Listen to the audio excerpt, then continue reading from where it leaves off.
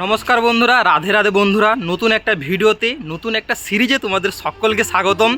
কিছু মানুষের স্বপ্ন থাকে যে তারা যতগুলো পাহাড় হিমালয় আছে সবগুলো দর্শন করবে। কিছু মানুষের ইচ্ছে থাকে যে যতগুলো বিচ আছে মানে সমুদ্রে যেসব জায়গাগুলো সেসব জায়গাগুলো দর্শন করবে।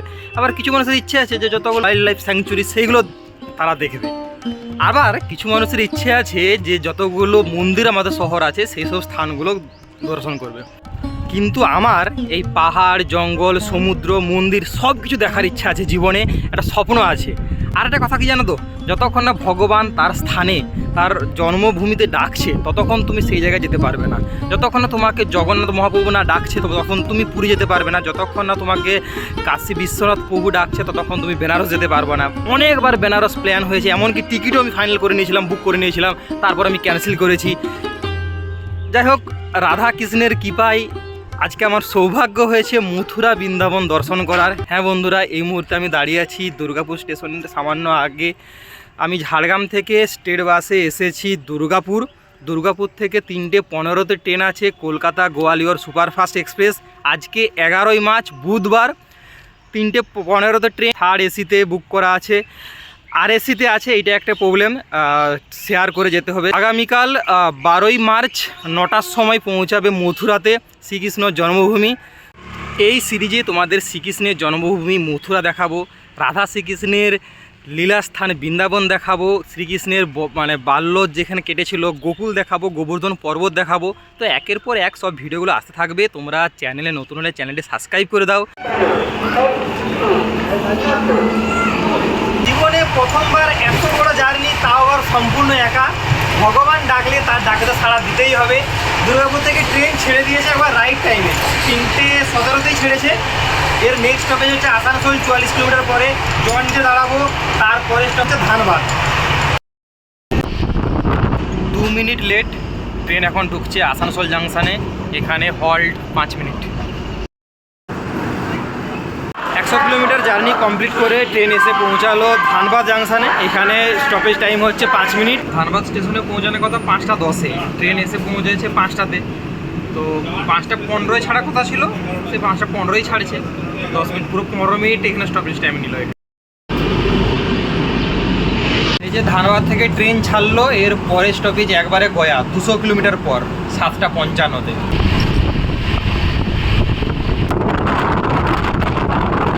বন্দে ভারত আছে, বন্দে ভারত।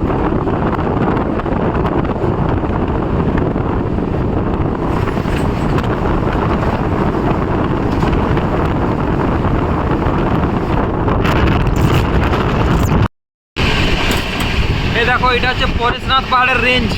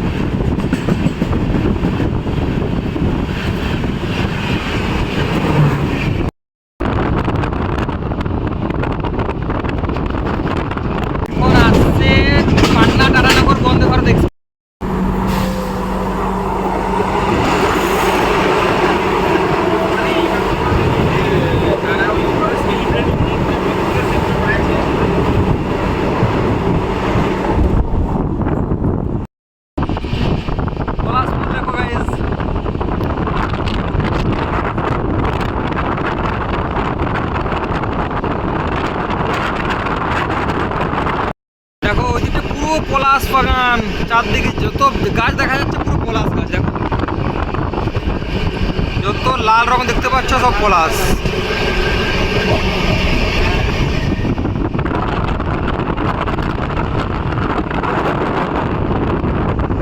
আসছে রাঁচি স্পেশাল, হলি ফেয়ার স্পেশাল।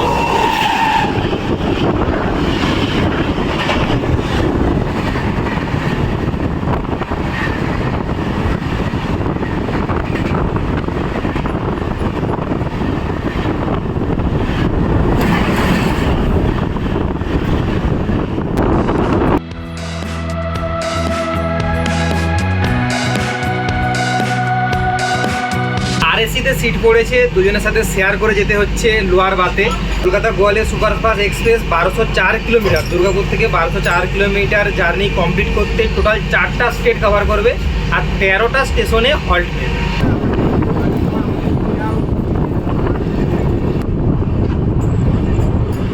পুরো মনে হচ্ছে পাহাড়ের মধ্যে ট্রেনটা চলে যাচ্ছে।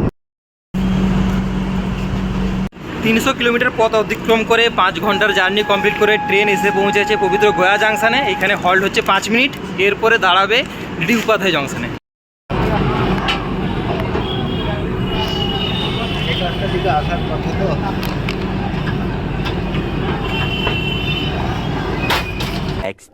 টাইম এখন 5:54, ট্রেন এখন 34 মিনিট লেটে চলছে। 5:20 ফারাক্কাবাদে ঢোকানোর কথা ছিল, এখন 5:54 বাজে। তো গুড মর্নিং গাইস, নতুন একটা স্টেট থেকে তোমাদেরকে গুড মর্নিং জানাচ্ছি। 949 কিমি পথ অতিক্রম করে ট্রেন এসে পৌঁছেছে ফারাক্কাবাদ জাংশনে। হ্যাঁ, এখন 5:54 টাইম। একটা ভালো সুন্দর দৃশ্য।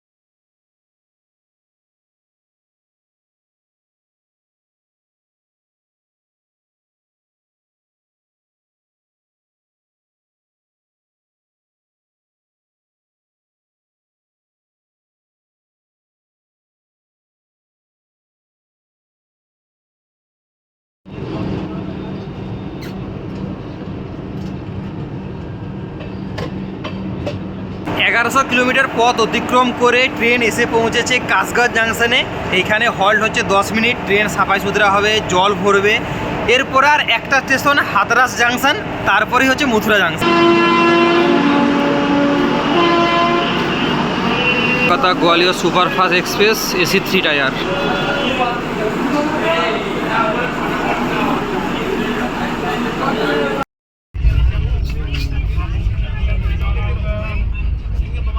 বারোশো 4 কিলোমিটারের জার্নি কমপ্লিট করে ট্রেন এসে পৌঁছেছে শ্রীকৃষ্ণের জন্মভূমি মথুরা জাংশনে। মাত্র 20 মিনিট লেট, ওটাকে ইন্ডিয়ান রেলওয়েতে লেট বলে না। যাই হোক, এখন স্টেশন থেকে বেরিয়ে যাব বৃন্দাবনের উদ্দেশ্যে অটো ধরতে, অটো স্ট্যান্ড। পুরো 95% লোক এখানে নেমে গেল। কলকাতা থেকে যতজন যাত্রী এসেছিলো সবাই। এটা হচ্ছে মথুরা জাংশন স্টেশন, স্টেশনের বাইরে এটা, এই বাইরেই হচ্ছে অটো স্ট্যান্ড।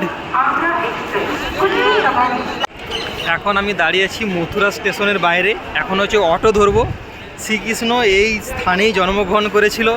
অনেক দিন আগে স্বপ্ন দেখেছিলাম মথুরা বৃন্দাবন আসার, ফাইনালি আজকে 12ই মার্চ বৃহস্পতিবার মথুরা জাংশন থেকে এখন বৃন্দাবন যাব। ফার্স্ট আমি বৃন্দাবনের যতগুলো প্লেস আছে সেগুলো দর্শন করবো, মানে আজকে থাকবো বৃন্দাবনে, কালকে থাকবো বৃন্দাবনে, আমি পরশু দিন আসবো মথুরাতে আর বাকি প্লেসগুলো ঘুরবো।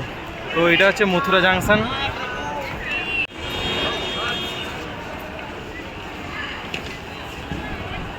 বৃন্দাবনে অটো স্ট্যান্ড, ট্যাক্সি স্ট্যান্ড, হ্যাঁ ওই যে দূরে দেখা যাচ্ছে ওইটা হচ্ছে স্টেশন। আর এখানে অটো ধরার জন্য তোমাদেরকে আসতে হবে বৃন্দাবন যাওয়ার জন্য। শেয়ারিং অটো বুক, শেয়ারিংয়ে যাচ্ছি। মথুরা জাংশন থেকে প্রেম মন্দির যাব, ডিস্টেন্স হচ্ছে 13 কিলোমিটার। শেয়ারিংয়ে 40 টাকা পার পার্সন অটোতে।